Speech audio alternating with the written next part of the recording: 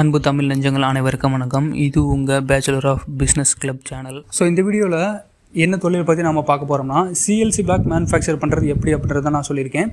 சிம்பிளாக manufacture method எப்படின்றத நான் ஒரு 2 வீடியோவில் கொடுத்துருக்கிறேன். அந்த 2 வீடியோ வந்து பார்த்திங்கன்னா 2 வீடியோ ஷார்ட்ஸாக யூடியூப்லேருந்து தான் நான் எடுத்து கொடுத்துருக்கேன். அந்த 2 வீடியோ பார்த்தாலே இது எப்படி மேனுஃபேக்சர் பண்ணுறாங்க அப்படின்றத ரொம்ப சிம்பிளான நீங்கள் ஈஸியாக புரிஞ்சுக்குங்கன்றக்காக தான் அந்த 2 வீடியோ ஷார்ட்ஸும் நான் கொடுத்துருக்கேன். 3வது விஷயமா என்ன அப்படின்னு பார்த்தீங்கன்னா, இந்த வீடியோவில் இதுவரையுமே நான் கொடுக்காத ஒரு விஷயம் நான் கொடுத்துருக்கேன். 20,000 மதிப்புள்ள ஒரு ப்ராஜெக்ட் ரிப்போர்ட்டை ஃப்ரீயாக நான் கொடுத்துருக்குறேன். அந்த ப்ராஜெக்ட் ரிப்போர்ட்டு மொபைல் வெர்ஷனில் இந்த வீடியோ நான் எடிட் பண்ணியிருக்கிறதுனால அது உங்களுக்கு தெளிவாக தெரியாது. ஸோ ஃபுல் ஸ்க்ரீனில் வச்சு நீங்கள் அதை பார்த்தீங்கன்னா உங்களுக்கு நல்லா புரியும். அது தேவைப்படுறவங்க அந்த ஃபுல் ஸ்க்ரீனில் வச்சுட்டு அந்த ப்ராஜெக்ட் ரிப்போர்ட்டை நீங்கள் டவுன்லோட் பண்ணிங்க. இந்த மாதிரி ப்ராஜெக்ட் ரிப்போர்ட்டை வச்சு மட்டும்தான் இதுவரை நான் எல்லா வீடியோவுமே போட்டுட்ருந்தேன். ஸோ ஃபஸ்ட் டைமாக அந்த ப்ராஜெக்ட் ரிப்போர்ட்டவே நான் கொடுத்துருக்குறேன். அந்த ப்ராஜெக்ட் ரிப்போர்ட்டை நீங்கள் ஸ்க்ரீன்ஷாட் எடுத்துங்க, உங்களுக்கு ரொம்பவே யூஸ்ஃபுல்லாக இருக்கும். இந்த ப்ராஜெக்ட் ரிப்போர்ட் இருந்தது ரிசர்ச் பண்ண ஒரு ப்ராஜெக்ட் ரிப்போர்ட். நார்மலாக நீங்கள் ஆடிட்டர்கிட்ட ரெடி பண்ணுற ப்ராஜெக்ட் ரிப்போர்ட்டோ இல்லை இன்டர்நெட்டில் டவுன்லோட் பண்ணுற ப்ராஜெக்ட் ரிப்போர்ட்லாம் கிடையாதுங்க. அந்த ரிப்போர்ட்டை பார்த்தா இந்த ரிப்போர்ட்டோட கம்பேர் பண்ணி பாருங்கள். கம்பேர் பண்ணும்போது இதில் இருக்கிற வித்தியாசம் என்ன, அதில் இருக்கிற வித்தியாசம் என்னன்றது உங்களுக்கு நல்லாவே புரியும். அது இதோட கம்பேர் பண்ணும்போது அது வெறும் குப்பை அப்படின்றதா உங்களுக்கு தெரியும். ஏன்னா இதில் அவ்வளோ தூரத்துக்கு ரிசர்ச் பண்ணியிருக்காங்க. நாங்கள் இதுவரை என்னென்னலாம் பண்ணியிருக்கிறோம், என்ன டெஸ்ட் கொடுத்துருக்குறோம், எவ்வளோ கம்பர்சிங் டெஸ்ட் கொடுத்துருக்கோம், எவ்வளோ ஹீட் நாங்கள் கொடுத்துருக்கோம், இது எந்தளவுக்கு நாங்கள் மெட்டீரியல் ரேஷியோவில் ஆட் பண்ணியிருக்கிறோம், இதில் என்னென்னலாம் செக் பண்ணியிருக்கோம், இதோட ரிசல்ட் என்ன அப்படின்றத முதற்கொண்டு A to Z டீட்டெயிலாக கொடுத்துருக்காங்க. அந்த ரிப்போர்ட்டை நான் கடைசியாக கொடுத்துருக்குறேன். ஸோ வீடியோவோட எண்டில் அது வரும், ஸ்க்ரீன்ஷாட் எடுத்துக்கங்க, ரொம்ப யூஸ்ஃபுல்லாக இருக்கும். அதோட மதிப்பு 20,000 தான். ஆனால் அது எனக்கு ஃப்ரீயாக தான் கிடச்சிச்சு. அந்த ஃப்ரீயாக கிடச்சதை வச்சு நான் கொடுத்துருக்கிறேன். சரி, நம்ம ஏன் இந்த சிஎல்சி பிளாக்கை சூஸ் பண்ணோம்? ஏஎஸ்சி பிளாக் இருக்குது, செங்கல் இருக்குது, ஃப்ளையர்ஸ் இருக்குது, இன்டர்லாக்குகள் இருக்குது. இது எல்லாத்தையும் விட்டுட்டு நாம் ஏன் இந்த சிஎல்சி பிளாக்கை யூஸ் பண்ணோம் அப்படின்னு பார்த்தீங்கன்னா, சிஎல்சி பிளாக்கும் ஏஎஸ்சி பிளாக்கும் நான் ஆல்ரெடி சொன்ன மாதிரி ஒரே மெத்தடில் தான் மேனுஃபேக்சர் பண்ண போகிறோம். அதோட ரா மெட்டீரியல் வேறு, இதோட ரா மெட்டீரியல் வேறு. அதாவது சிஎல்சியோட ரா மெட்டீரியல் வேறு, ஏஎஸ்சியோட ரா மெட்டீரியல் வேறு. சிஎல்சியை காய வச்சா போதும், ஆனால் ஏஎஸ்சியை பார்த்தீங்கன்னா ஓவனில் போட்டு நல்லா வேக வச்சு எடுக்கணும். அதோட மெட்டீரியல் வேறு, அதனால் அதை கண்டிப்பாக பண்ணி தான் ஆகணும். சிஎல்சி மெத்தட் பார்த்திங்கன்னா 6 லட்ச ரூபாவில் நீங்கள் ஸ்டார்ட் பண்ணிடலாம். ஆனால் அந்த ஏஎஸ்சி பிளாக் பார்த்திங்கன்னா 6 லட்ச ரூபாவில் ஸ்டார்ட் பண்ண முடியாது. ஓவனரோட ரேட்டே பார்த்திங்கன்னா 60 லட்ச ரூபாலேருந்து 80 லட்ச ரூபா வரையும் தான் ஸ்டார்ட்டே ஆகுது. மினிமம் 60 லட்ச ரூபா அப்படின்ற ரேஞ்சில் தான் ஸ்டார்ட் ஆகுது. ஸோ அந்த கல்லை நீங்கள் ஏஎஸ்சி கல்லை போட்டு அதை வேக வைக்கிறதுக்கு பார்த்திங்கன்னா உங்களுக்கு அந்த அளவுக்குலாம் கெப்பாசிட்டிலாம் இருக்காது. ஸோ இந்த சிஎல்சிக்கு பார்த்திங்கன்னா அதிகபட்சமாக ஒரு 6 லட்ச ரூபாலேருந்து 15 லட்ச ரூபா வரையும் தான் செலவாகுதுன்னு சொன்னேன். இந்த 6 லட்சத்துக்கு கீழவும் உங்களால் கொண்டு வர முடியும். இந்த ஏஎஸ்சி பிளாக் நீங்கள் பண்ணணும்னு நினச்சிங்கன்னா இந்த சிஎல்சி விட கொஞ்சம் ரா மெட்டீரியலோட காஸ்ட்டும் அதிகமாக வரும். ஏன்னா அதில் இந்த இஎம் கோபால்ட் அப்படின்ற ஒரு சில விஷயங்கள்லாம் பவுடர்லாம் ஆட் பண்ண வேண்டியது இருக்கும். அந்த பவுடர்லாம் ஆட் பண்ணோம்னா அதை கண்டிப்பாக வேக வைக்கணும். அந்த ஏஎஸ்சி பிளாக்கை வேக வைக்கிறதுக்கு குறைஞ்சது 40 லட்ச ரூபாலேருந்து அதிகமாக 80 லட்ச ரூபா வரையும் பார்த்திங்கன்னா ஓவன் மிஷின் மட்டுமே வாங்கணும். அந்த ஓவன் மிஷினை நல்லா சூடு கொடுத்து நல்லா வேக வைக்கிறதுக்காக தான் அந்த மிஷினை. ஸோ அந்தளவுக்குலாம் நம்ம போட்டு பண்ணுற அளவுக்கு பெரிய பெரிய ஆள்லாமே கிடையாது. நம்ம சிறு குறு தொழிலாகவோ நம்ம அதிகபட்சமாக ஒரு 30 சென்ட் 50 சென்ட் இல்லை இன்னும் கூட பார்த்திங்கன்னா 1 ஏக்கரில் கூட நம்மளால் கடனுக்கு வாங்கினாவது தர ரேட்டுக்கு எடுத்துனாவது நம்மளால் அந்த தொழில் பண்ண முடியும். அப்படின்றதுனால தான் இந்த சிஎல்சி நான் சொல்கிறேன். இந்த சிஎல்சியை செங்கல் அப்புறம் பார்த்திங்கன்னா அந்த சிமெண்ட் கல்லாக இருக்கிற ஃப்ளையாஷு, இன்டர்லாக்கு இதோட ஏன் கம்பேர் பண்ணியிருக்கேன், அதாவது ஏஎஸ்சியோட கம்பேர் பண்ணதுக்கான காரணம் சொல்லிட்டாச்சு. இந்த செங்கல் ஃப்ளையாஷு, அதாவது செங்கல் மாதிரியே இருக்கிற ஃப்ளையாஷு, இந்த ஃப்ளையாஷு அப்புறம் இந்த இன்டர்லாக்கு, இந்த 3க்கு ஏன் கம்பேர் பண்ணியிருக்கோம் அப்படின்னு பார்த்தீங்கன்னா, இதை 3 வச்சு கட்டும்போது அதிகமாக பார்த்திங்கன்னா கொஞ்சம் செலவாகுது அப்படின்னு தான் சொல்லணும். இந்த இன்டர்லாக் பார்த்திங்கன்னா டக்கு டக்குன்னு வேலை முடியுது. ஆனால் ஒரு கல்லோட வெயிட் பார்த்திங்கனாலே 14 கிலோ அப்படின்ற ரேஞ்சிலேருந்து தான் ஸ்டார்ட் ஆகுது. இந்த கல்லோட ரேட்டு 14லேருந்து 16 கிலோ வரையும் ஸ்டார்ட் ஆகுது. அந்த கல்லை பார்த்திங்கன்னா ஒவ்வொரு வருஷத்துக்கு தூக்கி வைக்கிறதுக்கு ரொம்ப சிரமப்பட்டுகிட்டே இருக்கிறாங்க. ரெண்டாவது, இந்த கல்லுக்கு பார்த்திங்கன்னா இன்டர்லாக் அதிகபட்சமாக G3 வரையும் தான் பண்ண முடியாது. அதாவது கிரவுண்ட் ஃப்ளோர்லேருந்து 3rd ஃப்ளோர் வரையும் தான் இந்த கல்லை வச்சு பண்ண முடியும் அப்படின்னு சொல்கிறாங்க. அதுக்கு மீட்டெலாம் பண்ண முடியறதில்ல. ஆனால் இந்த ஏஎஸ்சியும் சிஎல்சியும் பார்த்திங்கன்னா எத்தனை பிளாக் வரையும் பண்ண முடியுது லிமிட் இருக்குதோ அத்தனை வரையும் பண்ணிகிட்டே இருக்கலாம். இதுக்கு பார்த்திங்கன்னா சைடு வாலுக்கு தான் நம்ம யூஸ் பண்ண போகிறோம். செவருக்காக தான் யூஸ் பண்ணுறதுனால இந்த ஏஎஸ்சி பிளாக்கையும் சிஎல்சி பிளாக்கையும் செவருக்காக தான் யூஸ் பண்ணுறாங்க. அதனால டக்குன்னு தூக்கி வச்சுட்டு போயிட்டே இருக்கிறனால சிஎல்சி பிளாக்கோட வெயிட்டும் கம்மியாக இருக்குது. பேரே பார்த்திங்கன்னா செல்லுலார் லைட் வெயிட் காங்கிரீட் அப்படின்னு சொல்லக்கூடிய சிஎல்சின்னு தான் சொல்கிறாங்க. தண்ணிக்குள்ளே முங்காது, தண்ணிக்குள்ளே மிதக்கிற கல்லுன்னு தான் சொல்லுவாங்க. இதை சிஎல்சி பிளாக்ன்றது லைட் வெயிட் கல். ரெண்டாவது பார்த்திங்கன்னா தண்ணியில் மிதக்கக்கூடிய கல், தண்ணி அதிகமாக அப்சர்வ் பண்ணவே பண்ணாது. ஸோ நீங்கள் பிளாஸ்டரிங் பண்ணலாட்டியும் சரி, பெயிண்ட் அடிக்கல, லேமினேட் பண்ணலை அப்படின்னாலும் உங்களுக்கு எந்த பிரச்சனையும் இல்லை. தண்ணி பார்த்திங்கன்னா உள்ளுக்குள்ளே பாத்ரூமில் இருந்தாலும் சரி, இல்லை மேலே சீலிங்ஸில் பண்ணியிருந்தாலும் சரி, இல்லை சுவரில் பண்ணியிருந்தாலும் தண்ணி பார்த்திங்கன்னா வெளியிலேருந்து உள்ளே லீக் ஆகி கசியிருக்கான வாய்ப்பு அப்படின்றதே கிடையாது. அதுக்கான அந்த ரிப்போர்ட் எல்லாமே பார்த்திங்கன்னா இந்த ப்ராஜெக்ட் ரிப்போர்ட்டில் இருக்குது. அந்த டீட்டெயில்ஸ் எல்லாமே நீங்கள் செக் பண்ணி பார்த்துக்கங்க. ஸோ இந்த மாதிரி பல பெனிஃபிட்டுகள் இருந்தாலும் கஸ்டமருக்கு அதிகபட்சமாக எந்த அளவுக்கு செலவாகும் அப்படின்னு பார்த்தீங்கன்னா 10 லட்ச ரூபாவில் பண்ணுற வீட்டை வந்து பார்த்திங்கன்னா 6 லட்ச ரூபா, அதிகபட்சமாக வந்து பார்த்திங்கன்னா 7 லட்ச ரூபாவில் கட்டி முடிச்சிடறாங்க. ஸோ அந்தளவுக்கு கஸ்டமருக்கும் நீங்கள் சேல்ஸ் பண்ணுற கஸ்டமருக்கும் 30% வரையும் சேமிப்பை ஏற்படுத்தி கொடுக்குறது தான் இந்த இன்டர்லாக் கல் மாதிரி இந்த சிஎல்சி பிளாக்கும் ஒரு கல் அப்படின்னு தான் சொல்லணும். ஸோ இன்டர்லாக் கல்லில் வெயிட் அதிகமாக இருக்கிறனால தூக்கி வைக்கிறதுக்கு இந்த கட்டட வேலையாளர்கள்லாம் ரொம்பவே சிரமப்படுறாங்க. ஏன்னா ஒவ்வொரு கல்லும் 14 கிலோவில் இருந்துச்சுன்னா ஒரு நாளைக்கு 1000 கல் எடுத்து வைக்கிறக்குள்ளாட்டி அவங்க எவ்வளோ சிரமப்படணும். கொத்தனார்கள்லாம் சும்மா சொல்லணும்னாலே அவங்க வந்து வேலையெல்லாம் மலிச்சிக்கிட்டு தான் இருப்பாங்க. இவ்வளோ தூரத்துக்கு வேலை பண்ணணுமா அப்படின்ட்டு தான் இருப்பாங்க. ஆள் முன்னாடி இருந்தால் தான் இப்படி அப்படின்னு வேலை செய்வாங்க. ஆள் இல்லாட்டி வேலை செய்யவே மாட்டாங்க. இந்த கல்லெல்லாம் கொடுத்துட்டோம்னு வச்சுங்களேன், பாதி வீடு கட்டி முடிச்சதுக்கப்புறமே ஓடி போயிடுவாங்க. அடுத்த ஆளை கூப்பிட்டு வரக்குள்ளாட்டி வந்து பார்த்திங்கன்னா போதும்னு ஆகி போயிடும். பல தொல்லையெல்லாம் இருக்குது அப்படின்றனால தான் இன்டர்லாக்குக்கெல்லாம் அவாய்ட் பண்ணிவிட்டு சிஎல்சி பிளாக்குக்கு வந்திருக்கும். சரி, இந்த சிஎல்சி பிளாக்கில் நான் சொன்ன மாதிரி லைட் வெயிட்டு, தண்ணியில் போட்டால் மிதக்கும், தண்ணி அப்சர்வ் பண்ணாது, ஹீட் அவ்வளோவா அப்சர்வ் பண்ணாது, டெம்பரேச்சர் நார்மலாக தான் இருந்துகிட்டே இருக்கும். அது மட்டும் இல்லாமல் 20% 30% வரையும் சேவிங்ஸ் கொடுக்குது. பூச்சி தேவையில்லை. ஸோ அதில் ஒரு சேவிங்ஸ் கொடுக்குது. வீடை டக்குன்னு கட்டி முடிக்கிறதுனால 20% 30% வரையும் சேவிங்ஸ் கொடுக்குறதில்ல. லேபர் காஸ்ட்டையும் பாதிக்கு மேலே குறைச்சிருது அப்படின்ற இந்த பெனிஃபிட்லாம் தனியாக இருந்தாலும் இதில் இன்னொரு பெனிஃபிட் என்னன்னு பார்த்தீங்கன்னா, இது மேனுஃபேக்சர் பண்ணுற ப்ராசஸ் வந்து பார்த்திங்கன்னா ரொம்ப சிம்பிளுங்க. இது கலவை வந்து எப்படி மிக்ஸ் பண்ணணுன்றத ரேஷியோ வந்து சொல்லிடுறேன். அதாவது ரேஷியோ இந்த ரிப்போர்ட்டில் இருக்குது, நீங்கள் ஹைலைட் பண்ணியிருக்கேன், நீங்கள் பார்த்துக்குங்க. இதோட ரா மெட்டீரியல் என்னென்னு பார்த்தீங்கன்னா 4 பொருள் தான். அந்த ஏஎஸ்சி பிளாக்குக்கு மாதிரி நீங்கள் 6 பொருள் 8 பொருள் தேக்கணும் அப்படின்றலாம் அவசியமே கிடையாது. சிம்பிளான ரா மெட்டீரியல் தான் இந்த சிஎல்சிக்கு யூஸ் பண்ணணும். ஒன்று வந்து பார்த்திங்கன்னா சிமெண்ட்டு, ரெண்டாவது வந்து பார்த்திங்கன்னா மணல், மூணாவது வந்து பார்த்திங்கன்னா தண்ணி, நாலாவது வந்து பார்த்திங்கன்னா ஃபோமிங் ஏஜென்ட். இந்த ஃபோமிங் ஏஜென்ட் என்ன அப்படின்றத நான் தனியாக சொல்கிறேன். இந்த ஃபோமிங் ஏஜென்ட் பற்றி முக்கியமாக நீங்கள் தெரிஞ்சுக்கணும். இந்த சிஎல்சி பிளாக்கில் இது லைட் வெயிட்டாக இருக்கிறக்கும், இது நெருப்பில் போட்டால் எரியாமல் இருக்கிறக்கும், இந்த கல் வந்து நெருப்பில் போட்டால் எரியாமல் இருக்கிறக்கும், தண்ணியில் போட்டால் மிதக்கிறக்கும், டெம்பரேச்சரை கண்ட்ரோல் பண்ணி வச்சுருக்கிறக்கும், இது லைட் வெயிட்டாக இருக்கிறதுக்குமே காரணம் வந்து பார்த்திங்கன்னா இந்த ஃபோமிங் ஏஜென்ட் தான். இந்த ஃபோமிங் ஏஜென்ட் எப்படின்றத நான் தனியாக சொல்கிறேன். ஒரு 2 நிமிஷம் நான் தனியாக சொல்கிறேன். ஸோ இந்த கல்லை எப்படி ரெடி பண்ணுறது அப்படின்னு பார்த்தீங்கன்னா, நான் ஆல்ரெடி சொன்ன மாதிரி 4 ரா மெட்டீரியல் தான் தேவைப்பட போகுது. அதில் வந்து பார்த்திங்கன்னா sand, cement, water, foaming agent.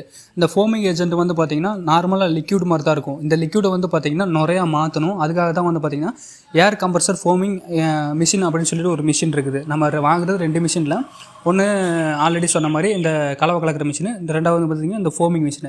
இந்த ஃபோம் வந்து நம்ம கடைசியாக தான் ஆட் பண்ணணும். அதுக்கு முன்னாடி வந்து பார்த்திங்கன்னா என்ன ரேஷியோவில் கொடுத்துருக்காங்களோ அந்த ரேஷியோவில் சாண்டு, சிமெண்ட்டு, வாட்ரு இது 3ஐயும் கலவை கலக்கிற அந்த பேன் மிக்சிங் மிஷினில் நல்லா போட்டு நல்லா கலவை கலந்து எடுத்துடணும். அந்த கலவை உங்களுக்கு எந்த மாதிரி தெரியும் அப்படின்னு பார்த்தீங்கன்னா, பெயிண்ட் மாதிரி கொலன்னு கெட்டியாக தான் இருக்கும். நார்மலாக அந்த ஹாலோ பிளாக் அடிக்கிற மாதிரி புட்டு கலவையாவோ வரக்கலவையோ நல்லா இருக்காது. நல்லா பெயிண்ட் மாதிரி கொலன்னு கெட்டியாக தான் இருக்கும்.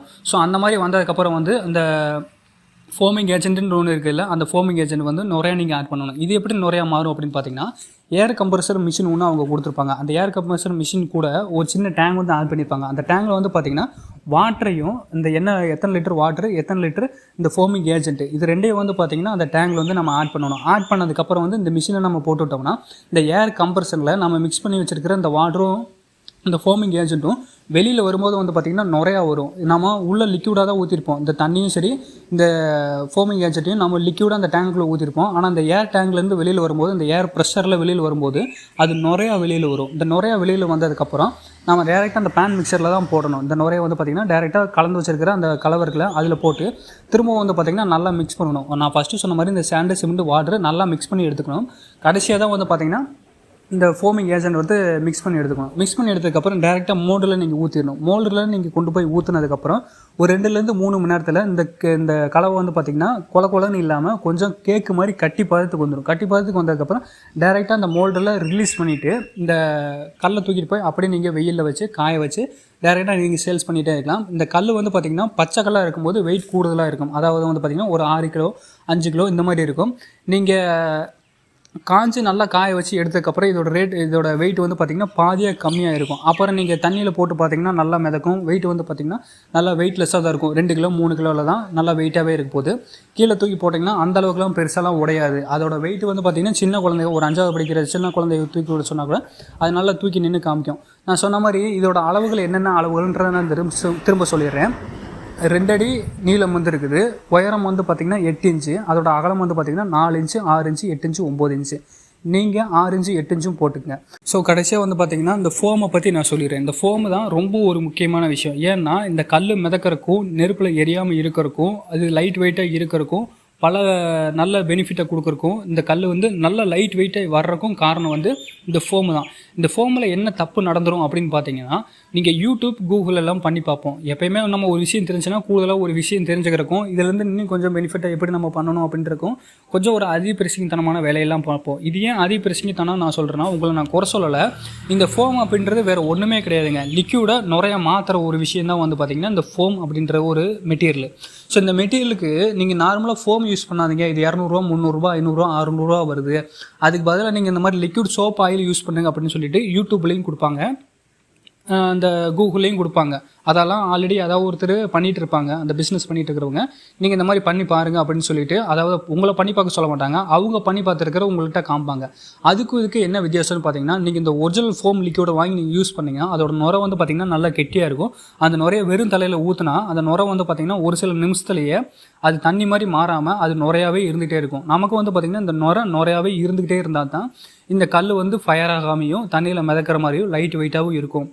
நீங்கள் நார்மலாக இந்த சோப் ஆயில் வாங்கி யூஸ் பண்ணும்போது, இந்த சோப் ஆயில் வாங்கி நீங்கள் ஃபோமாக யூஸ் பண்ணும்போது நிறையா உங்களுக்கு கிடச்சிரும். கண்டிப்பாக நிறையா கிடைக்கும். நீங்கள் சோப் ஆயில் வாங்கி யூஸ் பண்ணாலும் சரி, ஷாம்பு யூஸ் பண்ணாலும் சரி, நீங்கள் வேறு எதை யூஸ் பண்ணாலும் சரி, நுரை வரக்கூடிய எந்த பொருளை யூஸ் பண்ணாலும் நல்ல நுரை வந்துடும்.